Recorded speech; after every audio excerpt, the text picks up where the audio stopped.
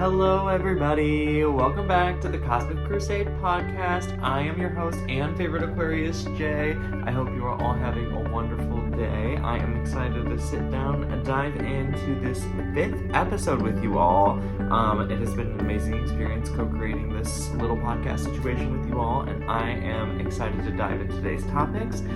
So go ahead, sit down, lock in, get comfy, get cozy, get you a little drink. I hope you are excited and ready to talk about everything from the mystic to the cryptic and all that funky weird-ish in between, okay? Now, you know we gotta dive in with our little weekly update. Now, typically I like to do a high-low water buffalo, but let me tell you that I actually don't think that I had a low. I don't think I really had a low. I don't really think I had anything that was like, I know like water buffalo is just like whatever, but like I don't think I had anything super crazy or random. So I think I'm just gonna talk about some good points since the last episode. So we had Valentine's Day, we had Valentine's Day date, but me and my boyfriend both work in the food service industry, so we in fact did not go and do anything on the 14th. We waited until the next week, but it worked out actually really well that way for us because I had tickets to go see Jessica Kirsten. She is a comedian and we saw her at the Agora. Absolutely amazing. I found Jessica on TikTok. She popped up and then she just kept coming up for me. And then when I saw that her tickets were on sale, I was sold. I was like, this woman is absolutely hilarious. Like, I am dying at her videos, and if I get the opportunity to like go see her live and in person, yeah, why not? That's awesome. So we made a whole day out of that situation though, because like, you know, when you're gonna be far and away and you're going into the city, you might as well make a day plan with it, right? So we did Dave & Buster's. We were waddling around and playing those games for a couple of hours, and listen, if you remember anything from the casino video, I love Dave & Buster's. I love Dave & Buster's. Now listen, I know that's wild, like, I'm a full-ass man, a whole-ass adult, like, but it's so fun, you know? There's something so nostalgic about, like, the arcade vibes, and then also, it's just, like, those types of games really loop you in. Because it's, like, for me, the thrill of, like, what the casino would be, if I had expendable income in large amounts. But it's like the thrill of it without the cost of it, you know? There are so many different games that they have there, and I love a multitude of them, okay? There was also this one that was kind of like, listen, I looked at it and I thought it was Tetris, and I wasn't paying attention to like any rules or anything, so I was just going into it, and I quickly realized that it was in fact not Tetris, but it was like a stacking game. So that was crazy. But that one did give us like 2,000 tickets. Like a crazy amount for like not a lot of work. I'm like, dude, if we just wanted to like get all of the tickets, we would just sit here and we would just farm this, you know? We would just keep doing this again and again. Like, it's so easy. But we didn't do that. We're not ticket crazy or anything like that. We wanted to have fun, so we did some skee ball. We did like Mario Kart. There was like axe throwing. I'm gonna throw up a bunch of pictures because I don't know that I'm gonna remember everything that we did right now. But there was like, I love this one. It's like a punching thing, and they have all these little dots that you hit, right? And it lights up when it wants you to hit that dot, and then you hit it, and then another dot's gonna light up. I love that. That tickles my brain in the aspect of like, I am going fast and I am doing many things at once. It just does something. It just does something to my brain, let me tell you. And it does something good to my brain. Like, I'm just sitting there having so much fun. And, like, I am personally not a very competitive person. I really don't care about winning or losing. I think it's just, like, let's have fun type of situation. But that'll get me. That will get me. I am sitting there and I'm, like, kicking my boyfriend's ass. And I'm like... like the Tasmanian devil, for real. I'm like going at it, going ham, going fast, just trying to hit all the buttons as fast as I can. And then it feels like I'm just waiting for them to come up, you know? Because like I'm hitting it and I'm like, okay, where's the next one? Where's the next one? Like looking for it, hunting for it. We also did do like an axe throwing one. That was really cool, and I don't know that that is like one that we've done before, or that that's like something that I would typically look out for. But that was really good. Yeah, loved that one.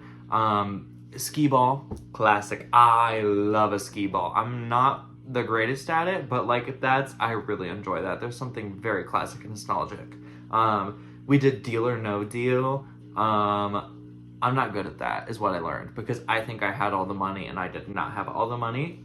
But you live and you learn. So yeah, that was our life at Dave & Buster's. It was a really good time. And then after that, we went to the Botanical Gardens, and they had on this like really cute lovey-dovey like Valentine's Day collection, and they were like featuring so many different like orchids and, you know, beautiful flowers. It was really lovely. There was like also like different areas that you would walk through too. So there was like a jungle, and there was like a rainforest, and like we actually saw a turtle. Like a real life turtle. Yes. It's always cool when you can like see animals in real life, you know, like in the real world, especially when it's like, I wasn't expecting that. Like I wasn't going into that situation. Like obviously we're looking at flowers and we're looking at the gardens. I'm not expecting to see a turtle. That was cool. It's a nice little surprise. Hey, little guy.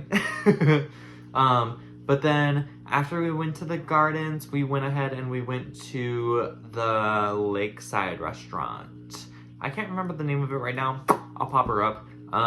But it was amazing. Got a little chicken sandwich, had a little drink. I think we were both drinking mules. And then that was right before the show. And then we went and we watched Jessica Kirson perform her comedy show, and it was absolutely hilarious. We were both dying pretty much the entire time. And then we just came home and chilled. So that was like our little, not necessarily on Valentine's, but Valentine's Day makeup date. It was a really good time. So that was definitely a high in this situation, but they're all highs. We also went with our friends and we had a little art therapy. Listen, I love art therapy because I'm sitting there and it's like pottery, right? You pick out the piece, whatever you want. And I'm sitting there and I'm painting away. Oh, I like it, Picasso. And I'm having a fun little time, but like also we're gabbing. Like also, yeah, let's trauma dump right now. Like, yes, tell me about what has been burdening you, and I'm gonna tell you what's been burdening me, and we're just gonna have life updates and like little chats, whatever. Amazing time, absolutely amazing time. I made like a little jellyfish piece, and we try to do this like once a month, just keep up with each other. And I am slowly but surely collecting little pieces of random decor for my house, and I love it.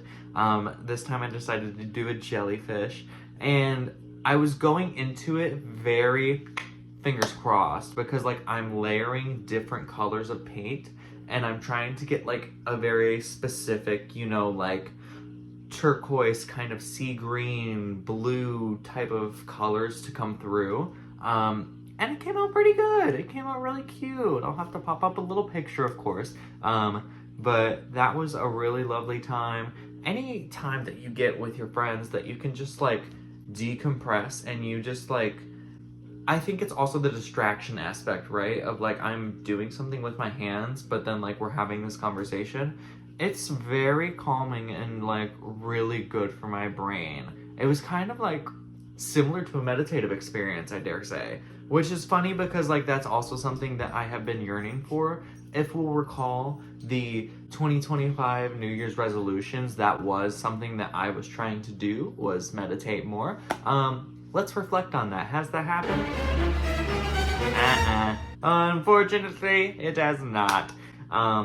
It's crazy, dude. Life just gets so busy. It's hard sometimes. Okay, but sidetracking. So the pottery experience was a delight. And then I went to a yoga class. I am learning that I really love yoga classes. The first and only other one. The first one that I have been to, it was like so many people, but that's because the studio was just opening. So it was like everybody's coming in for this free session to like see the studio and, you know, get a lay of the land. But this time, it was me, my friend, instructor, my friend, and I. Wow! What a cool little session that we had set up here. Like, it's so It's zen. It's so namaste. And also, it's very intimate in the sense of like it is just us in this room, which is very good for me, which is amazing for me, Miss Social Anxiety. But it's so peaceful, it's so intimate, and like also no inhibitions, you know? Release those inhibitions and feel the rain on your skin, okay? I was having such a wonderful time. It was like an hour, and it was a really good vinyasa flow. So you're just kind of moving through the different poses. That's the idea of it, you know, constant moving, constant flow. And it felt so good, and it was such a fun time. I love yoga, and I'm learning that I love yoga classes too. So we're thinking that like we're gonna have to do some hot yoga because I've never done that before, and I don't think my friend has either. And I'm very excited to dive into all the different types of yoga. You know, there are so many different flows that you can get into, and I am learning also as well. There are so many different types of classes that they have, and I think there's a bit of fun in that. You know, I really enjoy that. So I look forward to getting into all the future yoga classes and learning all the things to become a yogi, maintain the body, and maintain the zen. Okay, yes, so, but anyways, we are going to dive into this week's episode. We're going to do a little bit of a different structuring here this week. I am going to hit you with a tarot reading this week because we're going into the month of March. As I'm recording this, and I'm going to do a collective March reading. So we're going to do a tarot reading and ask what collectively we feel for the energy for the month of March. And then I'm going to go ahead and dive into this week's discussions. We're going to be talking about work, like work ethic and living in that type of society where we're capitalistic and we are working for our monies and all that good jazz. But let's go ahead and let's dive in with our reading and let us see what the energies are for the month of March here. Okay. This first card, we have the Emperor. Okay. I'm gonna pull all the cards, and then we'll dive into them. That is how I prefer to do it. That way we can kind of like get the whole story, right? We have the Seven of Cups in reverse. Okay. Reverse isn't always bad. A lot of the times, it just has a different meaning. Okay, hello. We have Justice in reverse. Okay. And I feel like these cards are being messy. I think we have one more in here. That's kind of what I'm feeling. Okay, hello. Okay, we have the Star. Wow. So something I instantly want to note is that with the Emperor, with Justice, and with the Star, these are major arcana. And essentially what that means in the lens of tarot is that if you're looking at your life as a book, the minor arcana, which is just like all the other cards, it's going to be the suits, right?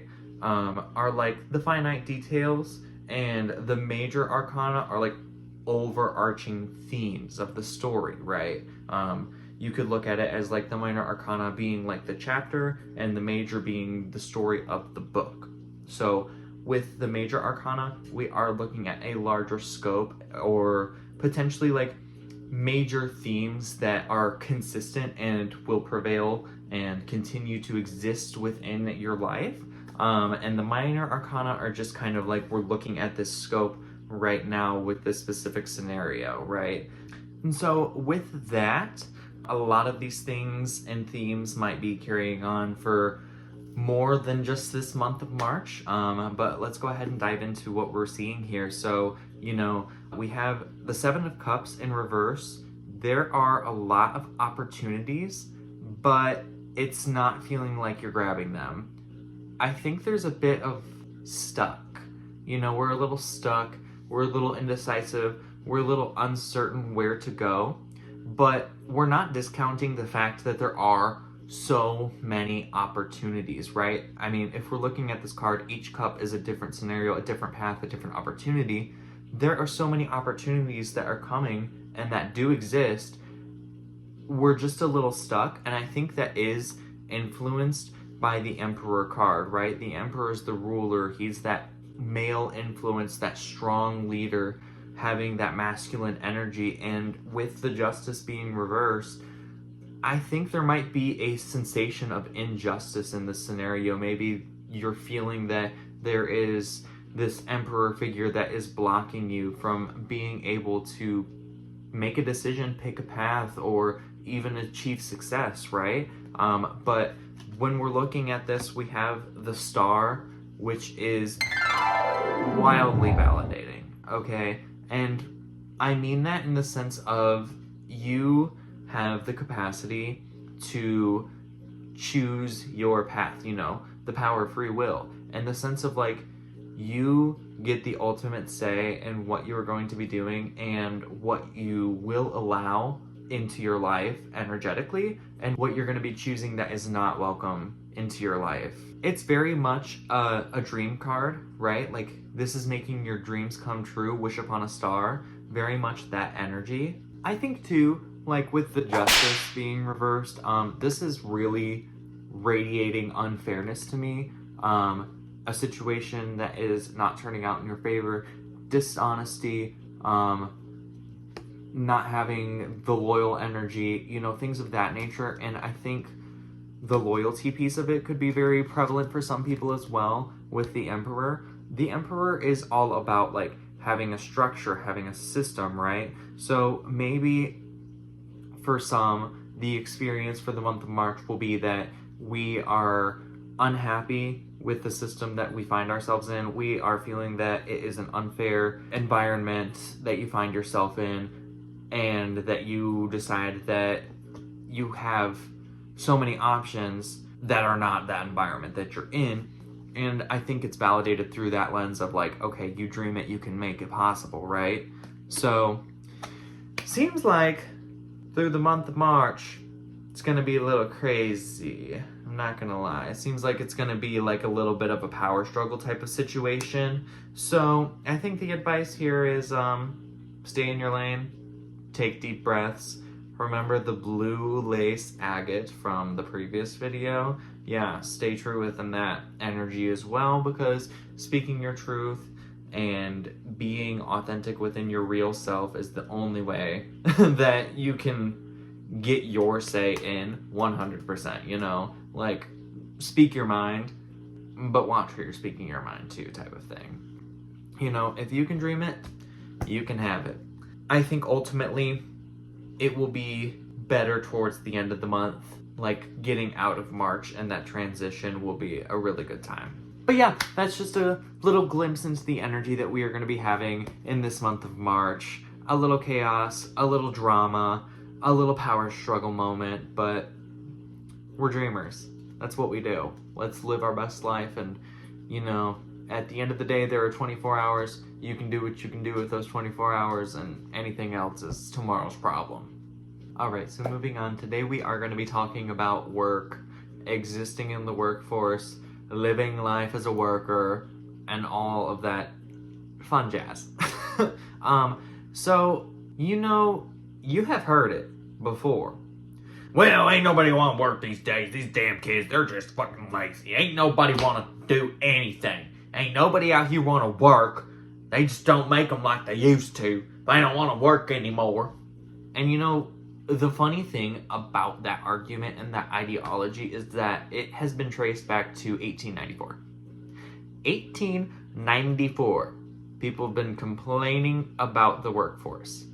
And the crazy thing is that, like, okay, so through my experience, like what school taught me, yes, this is like actually how we were groomed and what we learned in school, was that like you finish your education here and then you have three paths, right? You're either going into the workforce, you are going to further your education, or you're going to be militant. And the funny thing is, like, that is kind of like the idea, right? Like the formula. You can do those paths, and then when you're following that and you take that path and you take the promotion and you take another promotion and you put in the work and you're putting in the 40 hours of the work and it's still not enough. Yeah, I think that will kind of make people not want to do it. I also know that, like, in a lot of different scenarios, people have, like, just terrible work conditions. You know, that does exist. Like, there are just awful work conditions that nobody wants to be in. But it's so insane to think that, like, you have followed that formula and that ideology of, like, I am doing the American plotline, and I am working, and I am working, and I am moving up the corporate ladder. But it's still like,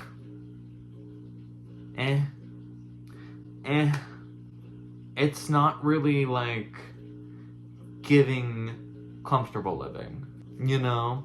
It's doable, but in the sense of, like, you're pouring your whole self into it type of thing. Which is insane because, like, when you are getting out of school and you are going into the workforce, you have, like, all that spark. You have all that energy. You have all that drive to do it. And, like, don't get me wrong. There are absolutely people out there who do not want to work, like, at all, through any sense. There are people who would be just fine existing in their home, doing nothing. Hey, that's their prerogative, you know? People didn't always work like we work now in our capitalistic society. Back in, like, fucking 3000 BC, there were people who were just, like, spending most of their day being leisure, you know? Think about animals out in the wild. That used to be us. That used to literally be us, existing out in nature in the wild. Like, we didn't have this whole society concept, and, you know, think of pre-societal concepts through the lens of these people weren't working in, like, the traditional sense that we think of now. They were working to survive. They were working to uplift each other and, like, take care of each other in that community sense. But, like, what they're doing is so they can continue existing. What we're doing is so we can keep the lights on. Like, I think there's just a certain level of, like, unfulfillment, you know? And in today's day and age, there are so many more people who are not about it. You know, they're not about the unfulfillment aspect of life. They're saying, I want to work, and I want to feel good at work, and I want to get paid a lot to do work, and I want to do the work that I want to do. Now, I can see kind of, like, a few sides to the spectrum of this topic, right? Like, I understand, like, nobody wants to work. Like, it really does suck when you are having coworkers who are just lazy, you know? And I think at the end of the day, that's what a good chunk of this conversation that people tend to have is that you have coworkers that are not pulling their weight. And you know that when you have to work with people who are not pulling their weight, well, it's either let the ship sink or pull the weight and end up doing more work for the same wage. And I think it's situations like that that really get people in the upset state of, like, well, what the fuck am I doing here? Like, if I'm doing your work and mine and I'm getting paid the same, then why bother? You know? And I think that's a lot of the cases where you're going to see burnout and where you're going to see that, like, people aren't going to care. People are not going to want to put in the effort. And a lot of people these days are not afraid to say it.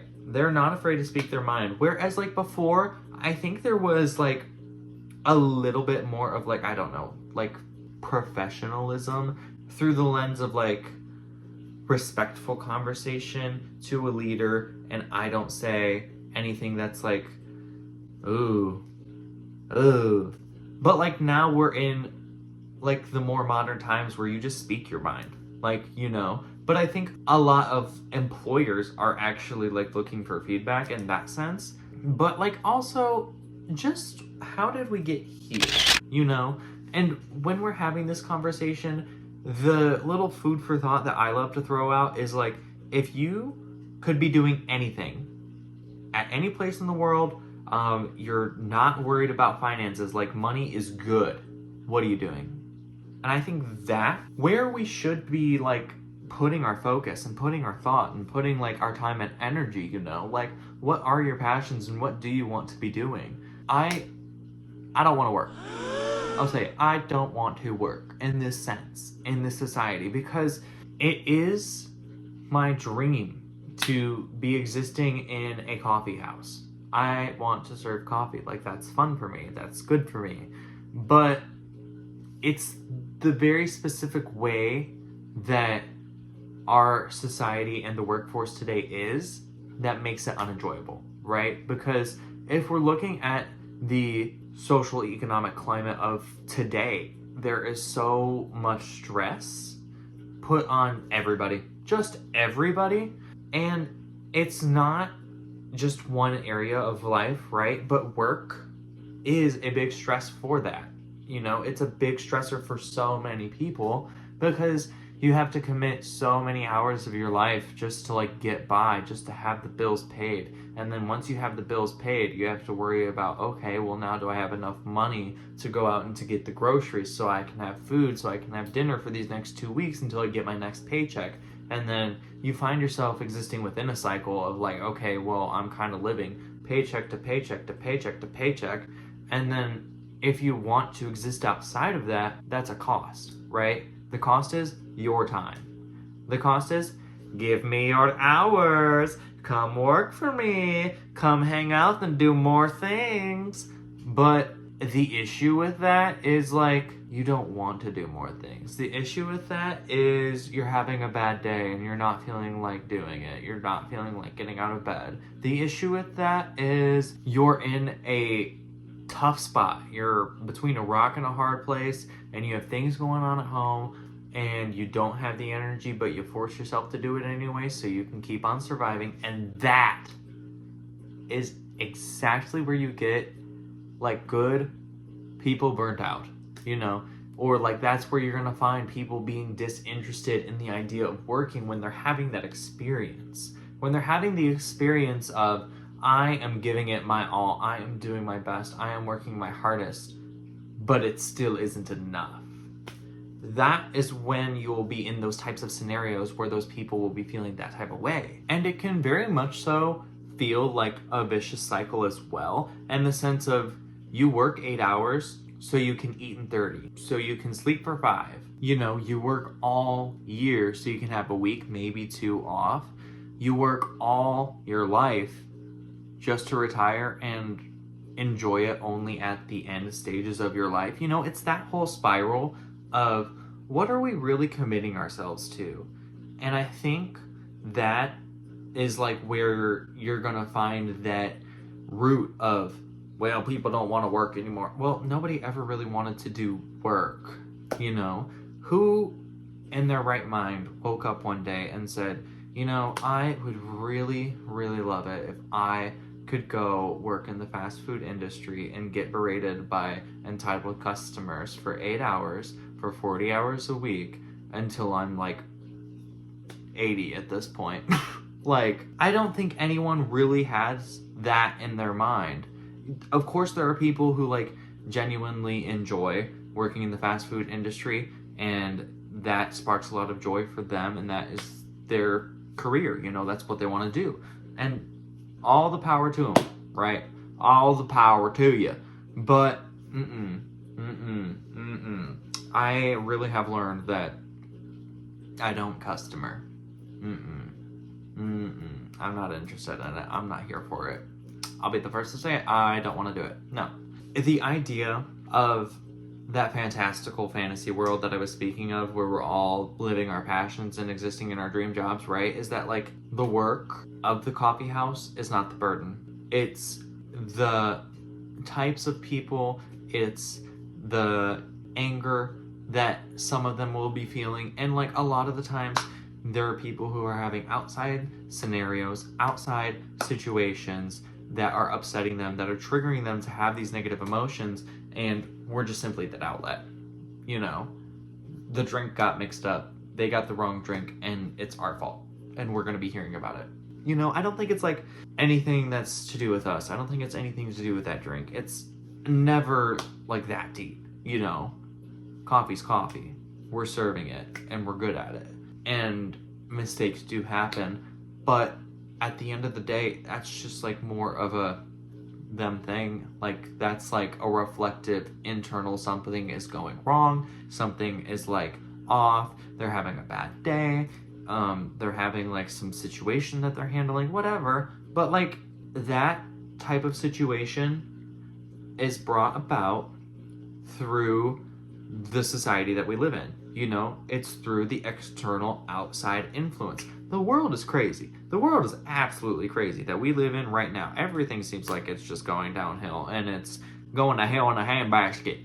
You know what I mean? But it's like, what are we doing to move towards joy?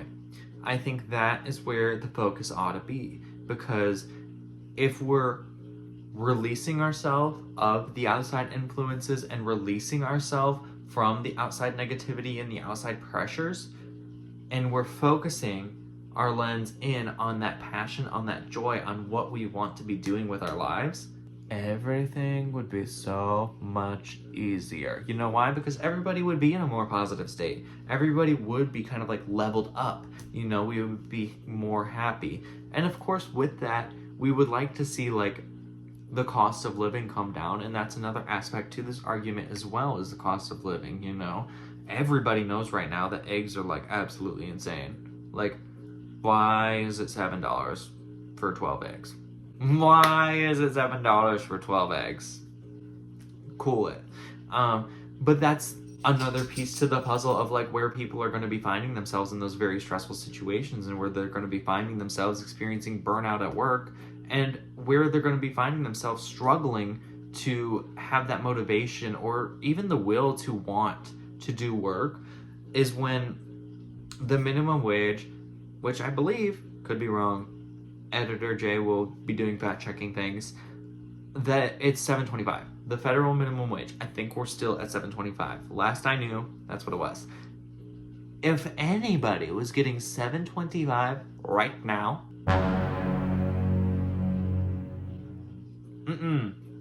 no ham, no ma'am, no turkey, that is just not gonna work. Like, hello, that is unsurvivable, I dare say. Unsurvivable, okay? Because I just couldn't imagine existing within that situation. So if there are people who are working like minimum wage jobs or like even lower income jobs, with today's cost of living, of course they're going to be unhappy about it. I mean, that's kind of the experience when we're engaging with the public nowadays anyways. It's just everyone's a little miserable. You know, everybody's a little gray. Everybody's a little over it. You know, nobody really wants to be like doing the extra mile or putting in the crazy amount of customer service, because like they don't feel taken care of. They don't feel as though they're valued in that sense, you know? And this is just like for a lot of people and like what they're feeling right now in that climate of like nobody wants to work, and like why they're feeling that way, you know? And that piece of it's understandable, right? Like, it's going to be difficult for anybody to want to do anything when they're not feeling valued, when they're not feeling that motivation, when they're not having any sort of incentive. It's not like they're just gonna like want to be doing the work for free, want to be doing the work for an unfair pay.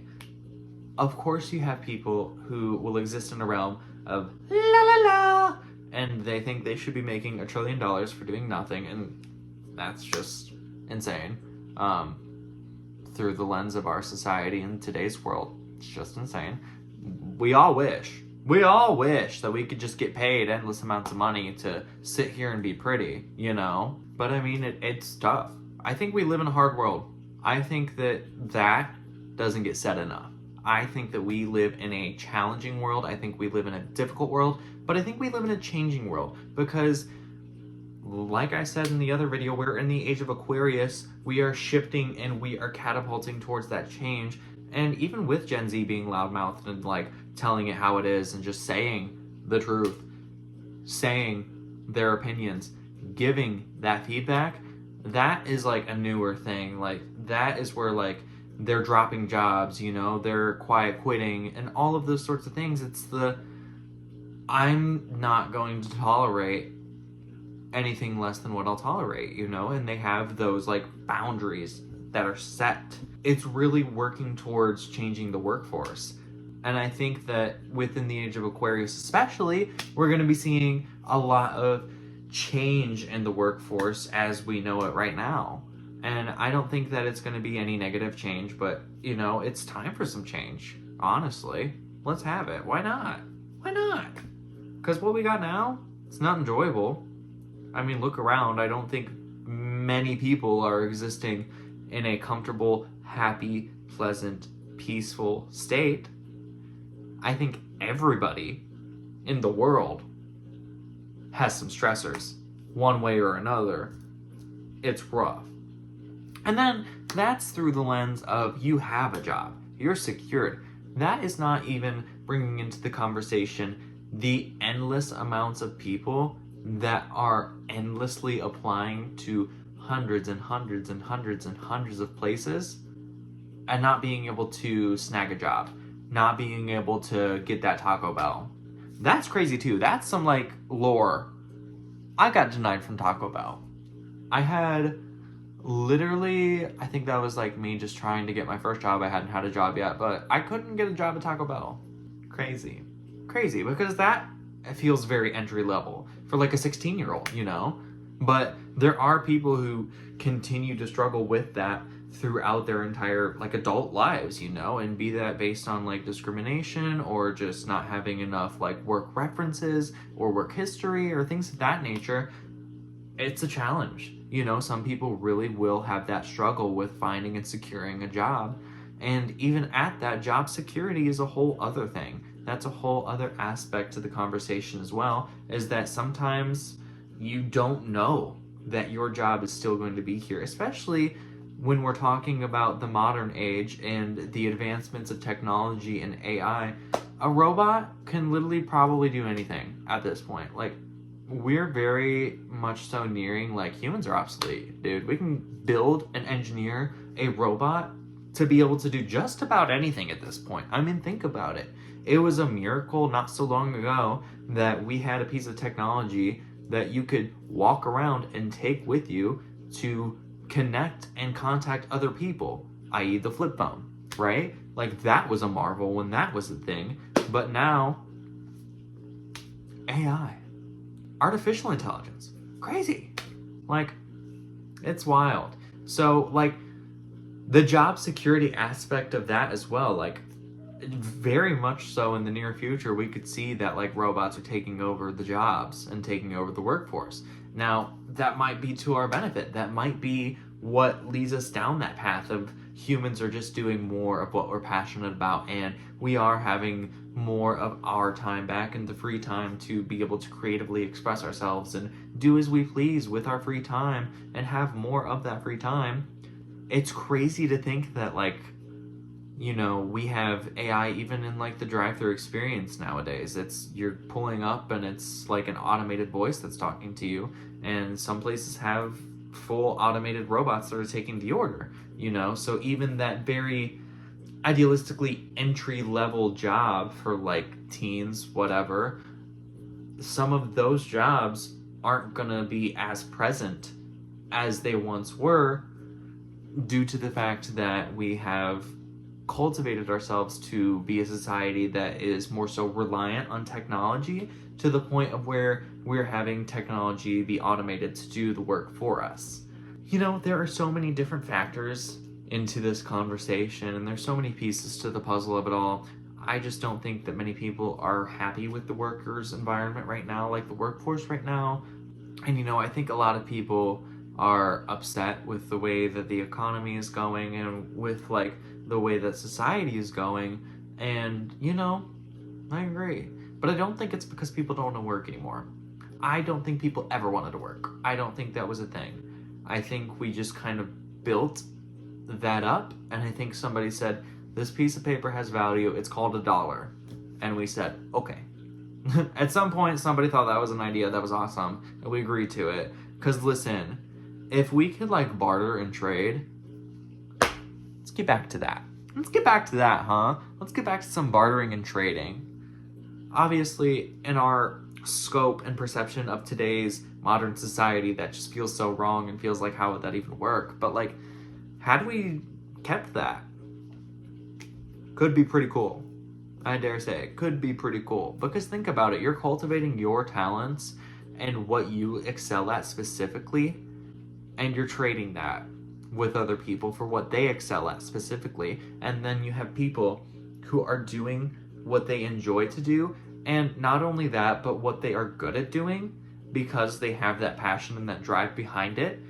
And you are having the work be done well, be done efficiently. And half of the time in this scenario, I would say, like, you're creating a connection, right? Because they're giving you something or you're giving them something, and then you know, hey, I can go to that person, and if it's a good experience, and say, hey, I recommend that person, you know? Hey, there's this carpenter who built my house and did a wonderful job, so I'm going to recommend them to other people who would be looking for a carpenter to build a house.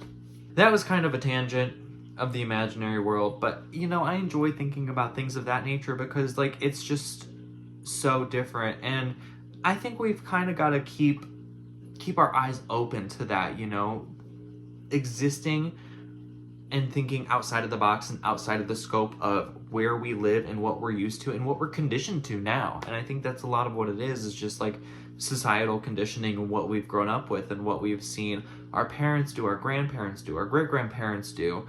It's not always going to be the same thing, and we don't always have to be doing the same thing. We can change. And if history has shown us anything, that's a good thing. Like, the only thing consistent in existence is change. Like, there's always going to be something different. There's always going to be something new. There's always going to be something that's brought back or phasing out or, you know, something like that. Change is pretty much forever. So, why fight it? Might as well accept it and embrace it and, you know, try to make it the best for us that we can. So with all of that being said, I think in this argument, in this conversation piece, that it's not that nobody wants to work anymore. I think it's nobody wants to work under these conditions. I think it's nobody wants to work in this society in the way that the work is. But with that being said, that is going to wrap us up for this week's episode. Episode number 5, We Thrive. I love this. It has been amazing. Thank you for listening to my little tangent in this little episode. I hope you've all enjoyed. I know I certainly have. And until next time, peace and love.